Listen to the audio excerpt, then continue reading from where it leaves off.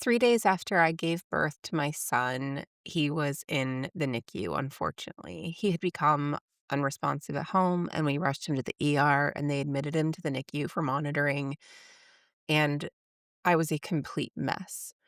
I don't think I showered the time that I was in there. I was trying to breast pump, I was trying to do everything, and I was sleeping in a chair because they didn't have a place for me to stay there, and I refused to leave my son there. So, exhaustion, extreme emotions, and just being postpartum on top of it was all part of what was going on for me. And my little boy was in the NICU. We were only allowed in one at a time to see him. So when I was coming out one day, we were exchanging, my husband and I, who would go in. And I was crying and I had my hands toward my eyes, and he started reaching out a hand, and I thought he was going to embrace me. He did not embrace me. He poked my belly and he asked me when my son's twin was going to be coming out.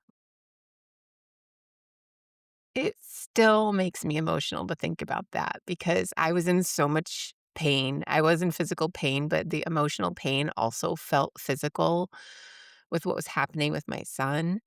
And then the person that I thought would be reaching out to support me and lift me up made that kind of a comment in that moment. I don't need to tell any of you the depth of hurt that that causes. And I don't tell you that for shock value. I'm telling you because it's one of those many moments where I thought, wow, something is really wrong here. And what surprised me wasn't that it happened, it was how long I spent explaining it away. Welcome to Breaking Upward. I'm Rachel Newhouse. I'm a nurse midwife, a mom, and a divorcee. I built this show because when I was in the middle of my divorce, really in it, scared and exhausted and not knowing where to start, I couldn't find what I needed. I couldn't find anyone who'd walked through it and come out the other side who was willing to talk with me about the whole thing. I didn't want just that empowered, rah ending. It was that messy, terrifying, logistically overwhelming middle that I needed to hear from somebody. That's what this show is. We're going to talk about the hard parts, the practical parts, the parts nobody warns you about, and what is actually waiting for you on the other side. Today is episode 1. Today, I'm going to tell you my story. Let's get into it. I got married at 22. Most people raise their eyebrows even at that, but I was raised in a conservative evangelical community in rural Michigan, and my ex-husband was raised in a similar community in Minnesota. So we were both raised to believe that sex before marriage is wrong, cohabitating before marriage is wrong. So young marriage, because of those reasons, it's really common in these communities. And it's almost expected that after you've been together for a while, which my boyfriend, now ex-husband, and we had at the time we had been together for 5 years. And so, it seemed like this was the thing that we should do at this moment. I did love him. I do wanna be clear about that because this is not a story about marrying the wrong person. This is a story about what happens when the gap between who you need and who someone has become is too wide. By my late 20s, mid to late 20s, I was working full-time as a nurse midwife, and I was doing research as well. My husband was finishing his medical training, and I was the breadwinner. I wanna sit with that picture for a second because it's really casual to say that, but my daily life looked like me spending my days holding space for women in some of the most vulnerable moments of their lives, helping them navigate getting diagnosed with chlamydia or herpes or HIV or getting pregnant unexpectedly or getting a breast cancer diagnosis, and I held their hands through all of that, and I helped them make their difficult decisions. I helped them bear the weight of things going on in their lives, uh, but I was also bearing the full weight of my own life, I felt like on my own and still learning how to be a mom at this point. My son was just a couple of years old. I was going home to a life every night after work that was quietly and steadily tearing me apart and making me feel smaller. Earlier in our marriage, he would show up hours late to my birthday party, tell me that my gifts were coming, and then the gift would be actually something more for him than for me, which is always a strange experience. Um, and there was just a general lack of care and consideration toward me. These are the kinds of things that get explained away. He's busy, he's in residency, he's tired, and you tell yourself the story that keeps you in the marriage. And you do that for a long time. At some point, I developed feelings for another man. I want to be absolutely clear. Nothing happened, nothing physical, nothing was acted on emotionally, but the feelings that I was having were a sign that something was really profoundly missing in our marriage. And this was before we had our son. I told my husband, and instead of that opening a real conversation about our marriage, curiosity or effort, the conversation closed, and I was really shamed for talking about that. I had been proud of myself to have that conversation and get the courage to talk about something challenging that was happening and being honest about it. And it didn't go well.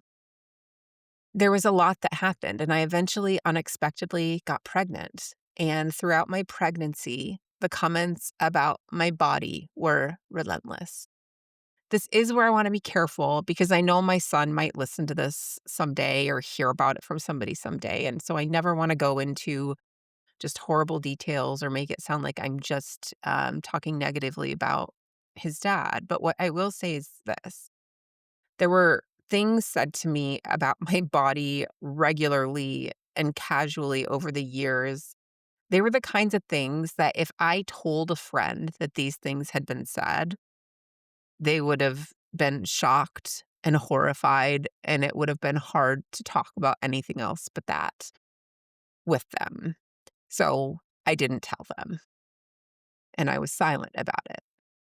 If you can't say out loud to someone who really loves you what your partner is saying to you regularly without them being horrified and shocked and wanting to have a deeper conversation with you about what that is, that means something's not okay. If you have to hide the things your partner is saying and doing to you, that might mean something is not okay. I started to feel confused in a way I had never experienced this before. It wasn't the kind of confusion from being overwhelmed. It was this kind of confusion that was like, I couldn't trust my own memory. It was like, did I bring that? Did I not bring that? Did I lose that? Where did I put that? I was second guessing my perception of events, wondering what was wrong with me. And I use the word gaslighting, and I do mean it in the psychological sense, not the version that gets loosely thrown around online, like every time someone thinks someone lied or manipulated something. Gaslighting is a very specific term that means someone intentionally altering things in your environment to make you question your own reality. I felt like that was happening to me. I was 29, I had a new baby, and I was the financial backbone of our household. And I was quietly and privately unraveling. I was holding other people together all day and quietly coming apart at home. There is a particular kind of loneliness that no one talks about wrapped up in that. And I know it's not just me because I know a lot of women are in caring professions where they take care of others and then they come home and don't have any care for themselves. My therapist was the one who helped to change things for me. She didn't tell me what to do, but what she did was give me the option of considering a divorce.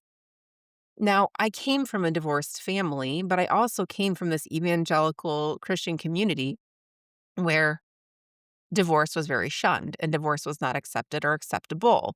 My family was very shunned in our small community growing up because of my parents' divorce. It was like a scarlet letter that we wore around as kids. Their divorce was also super dramatic, so that might have been part of it too, but I definitely carried that weight of that with me, that I would be failing at something that I should be more guarded against. That was what I felt. But my therapist gave me permission to think about it. I can't overstate how significant that was. She wasn't saying, you need to get divorced, but she was saying, consider your future. When you guys go to Seattle this week, think about, can you picture your life with him there? What does your life look like with him there?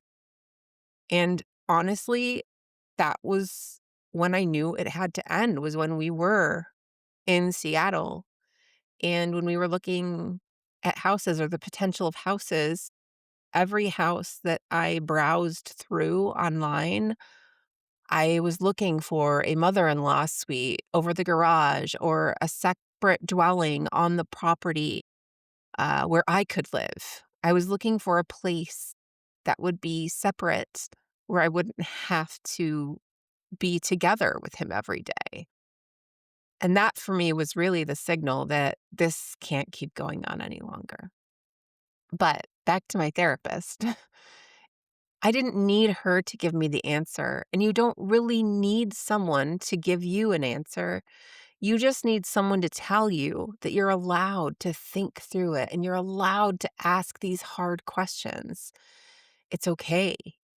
Once I let myself consider it, I found a local nonprofit that's called the Lilac Tree. It helps women navigate exactly this: how to choose a lawyer and separate finances, and how to legally protect yourself and your child. And they also helped me build a real plan for leaving. At the time, they only had a one session option, and I met with somebody, and that was the whole thing. But I'm super grateful for what they had to offer me then. And this is something I want to say really clearly because it did change how I viewed my own situation. Deciding to leave is one problem, but knowing how to do it is a completely different skill set. Nobody teaches you how to do it. And this is a gap where people get stuck. This isn't like another breakup. This is a legal breakup. This is a contract that is being broken legally. And you have to come up with then other contracts to end your marriage. So most of your relationships don't end in a courtroom, but marriages do. I started making my plan about a year and a half before I left. I know some people hear that and think, why in the world did you take so long?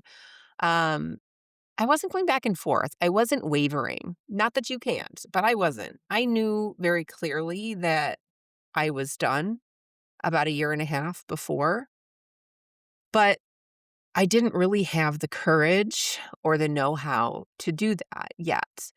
In the middle of that, also, one of my closest friends died. She had been sick for a while, and on our last night hanging out together, and I still to this day don't know why I said this at this time, because she'd been sick for a while. It wasn't like I thought her death was imminent, even though it actually was. But I said to her in our cab before we went into the show we were going into, I said, I'm asking for a divorce. I am done being with him. And she looked at me and she asked me a couple of questions and she said, okay, all right. And that was it. And it meant everything to me because she didn't shun me. She didn't push me away. I could tell she was ready to support me. I will tell you, though, that grief doesn't wait for a convenient moment. And shortly after that, she did pass away. And I could not ask for a divorce in the midst of the grief that I was going through about her. And then once I got through the deepest parts of that grief, I had to reset and basically go through that whole mental process again about how to leave my marriage. I will tell you something about that time. I didn't know who I could talk to. When you're considering leaving a marriage, your shared friends are really complicated, and our lives were very intertwined. Your family's going to have opinions too. You might feel profoundly alone even when you're surrounded by people. One of the people who ended up being one of my greatest sources of support was unexpectedly a longtime friend of my husband's. She believed me. She helped and covered for me. She would make plans with me as decoys so that I could meet with lawyers and advisors and people that I needed to before I was ready to let him know. And I honestly will always be super grateful for that for the rest of my life. The people who show up for you in your divorce, it's not always who you expect. Pay attention to who shows up, but also don't judge those who don't show up too harshly. We'll talk more about that in a later episode.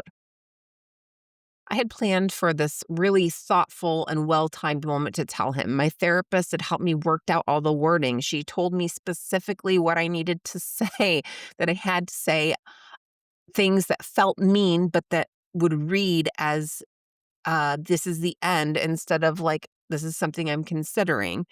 So I worked through all of that. And then it's not what ended up happening.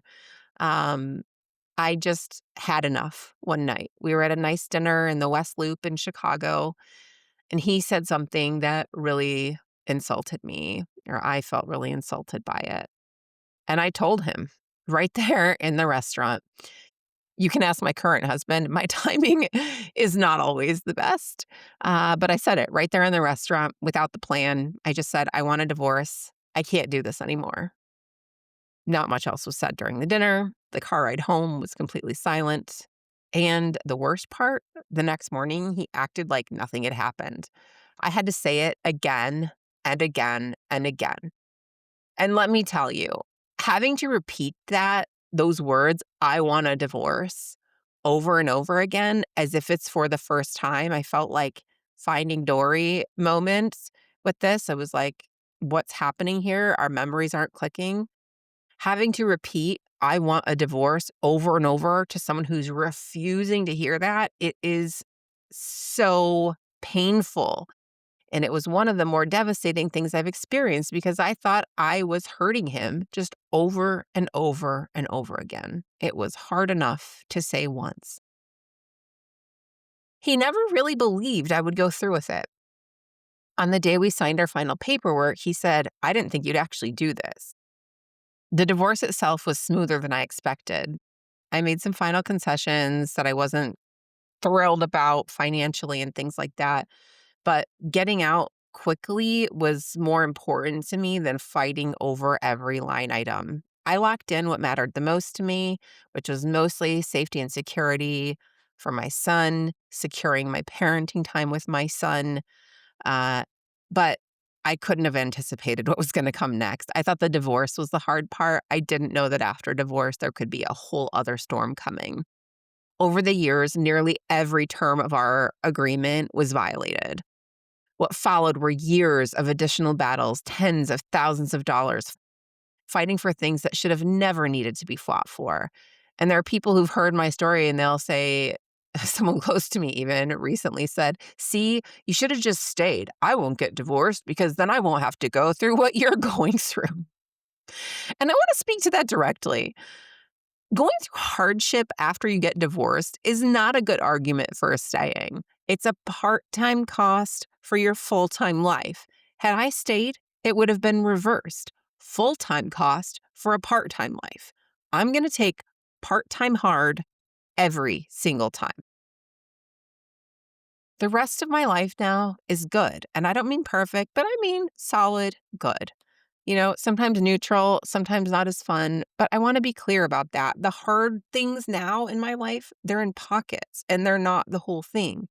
Had I stayed, the hard would have been constant and the good would have been the pockets. The math is not difficult. So that's why I built Breaking Upward. Not to perform my story, not to make divorce sound easy or romantic or inevitable, but because I went through something and this thing changed me and I came out with knowledge that I wish I had had or someone else would have had that to share with me.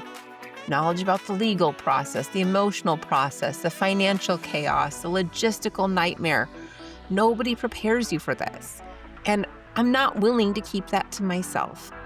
I've been doing this with my friends and their friends and local people in my community for years and now with clients. And in the next episode, we're going to talk about one of the questions that I get asked the most, which is, how do you know if you're really ready to leave? I think this is one of the first things that most people say to me when they're considering divorce. How did you know when you were ready to leave? And I do want to push back gently on that question because there might be a better question to ask. And we're going to get into that question in the next episode. If this episode resonated with you, please share it with someone who might need it. A sister, a friend, a sister friend, a coworker that you've been quietly worried about. You don't have to explain why, just send it to them. I'm Rachel Newhouse, and this is Breaking Upward, and I'll see you next week.